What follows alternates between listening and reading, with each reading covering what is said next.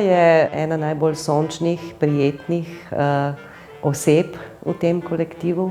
Primorka, ki je vedno pripravljena na prijazno besedo, na dobro voljo, na akcijo.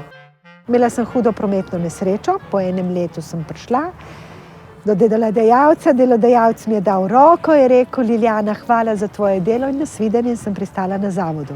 Ponudili so mi delo v knjižnici, kjer sem začela razvijati prav ta servis na podlagi lastne izkušnje. Veste, kaj je največji štos? Da sem jaz vedno mislila, da knjižnica ni zame. Da so tam samo taki ljudje, ki pač se znajo učiti, ki so zelo inteligentni. In na njeno pobudo je nastala borza dela v knjižnici Maribor, v knjižnici v Celju in v Velenju.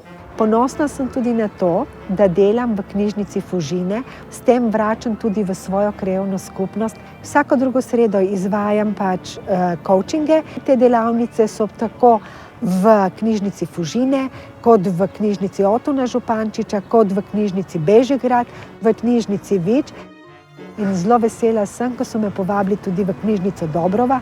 In tam so tudi ta predavanja, ta izobraževanja, ki jih ona izvaja, zelo dobrodošla in zelo dobro sprejeta.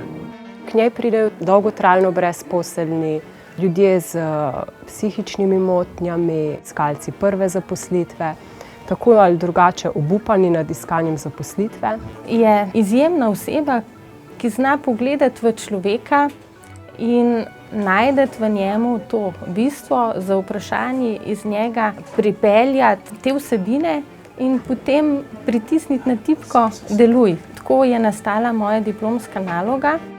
Za iskalce zaposlitve, ki morda potrebuje pomoč pri vključitvi v trg dela, je Lilijana Pahor odlična izbira. Topla, srčna dama, ki je obenem izvrstna svetovalka in predavateljica. Mene je strah šole.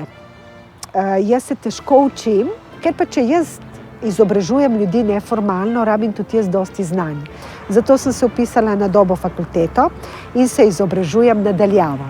In moram priznati, da je zelo zanimivo to učenje. In moj največji uspeh je, ko pride nekdo mi reče, sem dobil zaposlitev. Lili, sem naredil diplomo. Lili, dobil sem 4 razgovore. To mi je užitek, vidim, da so uspešni. Na zavodu sem pač prijavljen že dlje časa kot brezposelna oseba. Res spoštujem te nasvete in res vesel sem, da obstajajo taki ljudje. Veste, ni jih veliko, ki bi svetovali ali pa pomagali. Gospa ima zmeren čas. Saj zame lahko povem, verjamem pa, da tudi za druge.